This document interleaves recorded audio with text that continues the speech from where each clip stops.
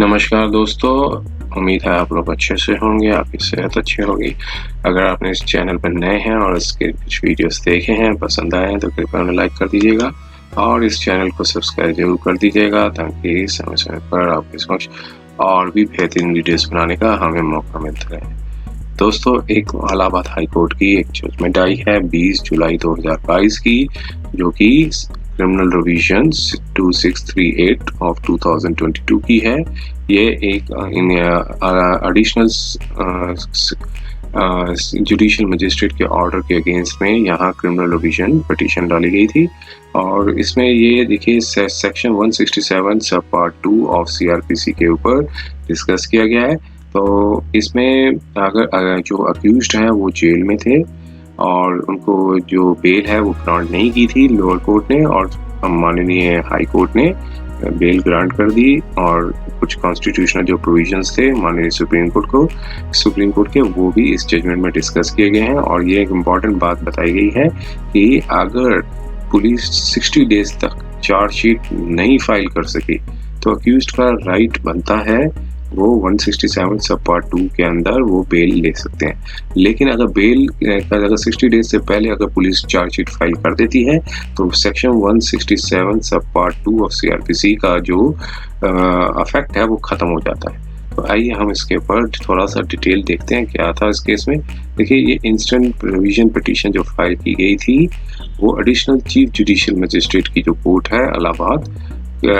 Case crime number so and so under section 308, 323, 504, 506, 442 police station Jhansi district Prayagraj में डाली गई थी, जिसमें एडिशनल चीफ जुडिशियल मजिस्ट्रेट ने जो बेल एप्लीकेशन है वो डिसमिस कर दी 167 सब पार्ट 2 की अंदर जो एप्लीकेशन फाइल की गई थी। डिटेल्स फैक्ट्स ये थे कि रिवीजन पिटीशन जो है FIR of the present case जो लॉन्च हुई थी 16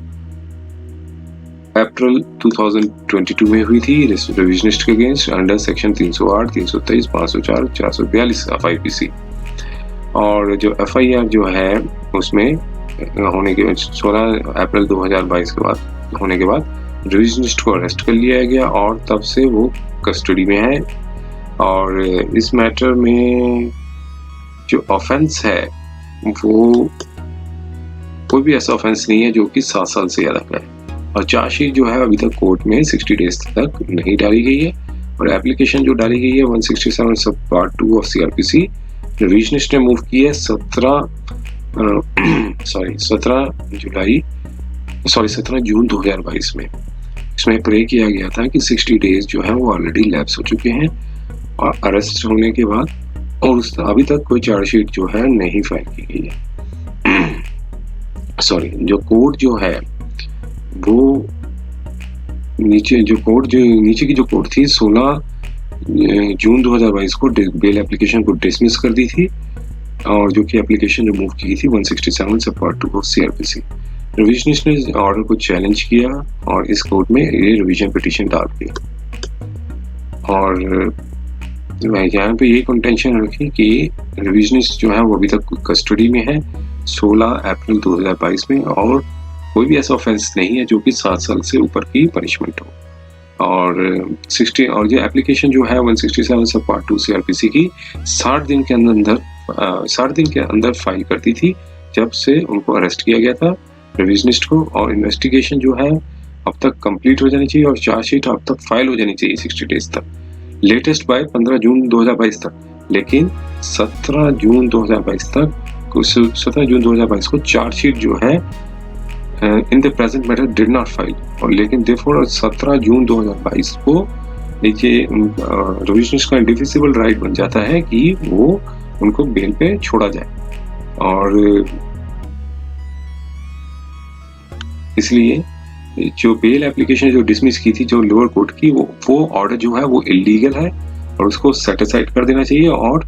स्टैच्यूटरी बेल के अंदर रिविजनिस्ट को रिलीज कर देना चाहिए। और ये सारी कंटेंशंस रेज की गई और साथ में ये बताया गया जजमेंट्स के ऊपर बताया गया है कि जो Sanjay Dutt versus state through CBI की जो जजमेंट है 1994 की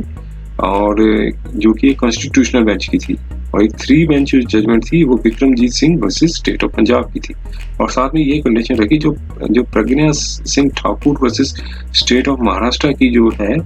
जिसमें बेल एप्लीकेशन डिसमिस कर दी थी रिविजनिस्ट की, तो वो उसमें इलीगलिटी थी प्रज्ञा सिंह ठाकुर केस में है, तो वो ठाकुर के केस में वो एक इनएक्यूरम बनता है 3 जजेस बेंच का in case of Vikramjit Singh जसुप्रा।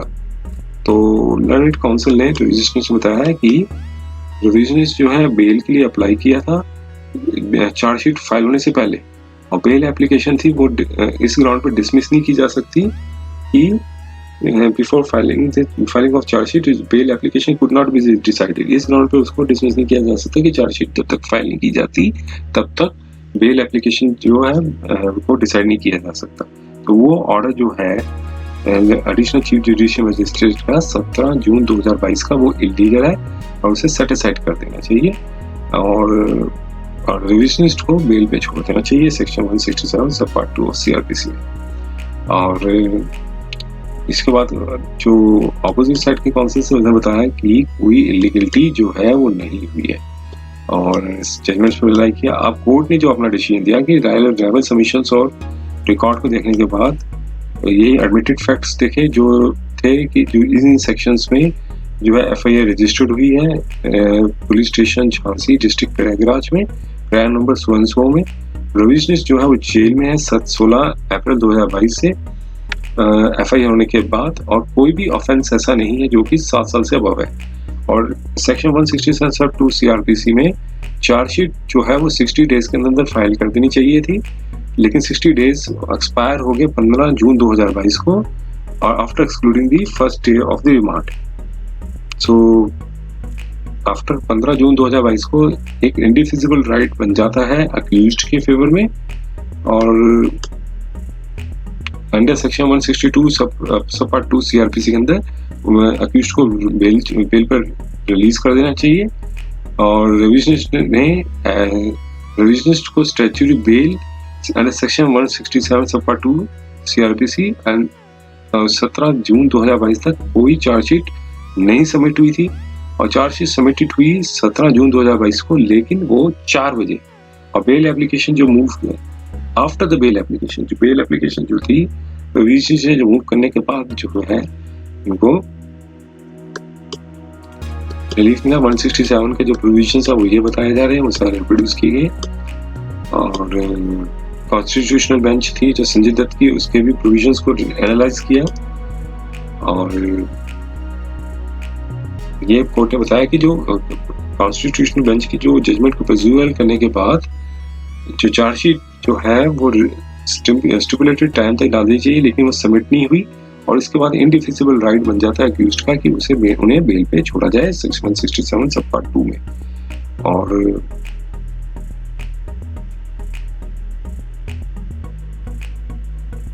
ये जरूरी होता है कि अक्यूज्ड जो है वो बेल एप्लीकेशन की जो एप्लीकेशन है डेट ऑफ हियरिंग से पहले फाइल कर दे।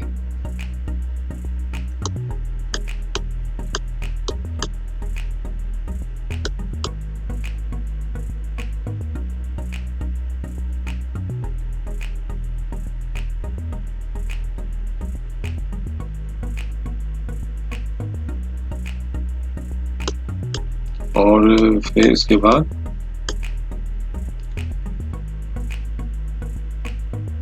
यहाँ पर भी बताया कि जो चार्जशीट थी वो फाइल की गई थी 17 जून 2022 को, जब मैंडेटरी एप्लीकेशन जो बेल एप्लीकेशन है जब वो उन्होंने मूव की थी अंडर सेक्शन 167 सब पार्ट 2 सीआरपीसी। और इम्पीचमेंट ऑर्डर बताता है कि चार्जशीट जो हुआ है वो 4 बजे फाइल हुई है, तो चार्जशीट नहीं फाइल करने से जो बेल एप्लीकेशन जो रिविजनिस्ट की उसे डिसाइड कर लेना चाहिए, और ये एप्लीकेशन को अलाउ कर दिया, और रिविजनिस्ट एप्लीकेशन भी जो है वो अलाउ कर दी। और ऑर्डर था 17 जून 2022 का, जिसमें रिविजनिस्ट को डायरेक्ट किया गया था कि स्टैट्यूटरी बेल के लिए वो सेक्शन 167(2) सब सीआरपीसी के लिए उस केस में अपनी मतलब केस में पार्टी को कोर्ट को असिस्ट करें। तो ये था 20 जुलाई 2022 का। उम्मीद है ये वीडियो आपको पसंद आया होगा। अगर ये वीडियो पसंद आया तो कृपया से लाइक कर दीजिएगा और इस चैनल को सब्सक्राइब जरूर कर दीजिएगा, ताकि समय समय पर आपके समक्ष और भी बेहतरीन वीडियोस बनाने का हमें मौका मिलता है। समय देने के लिए बहुत बहुत धन्यवाद।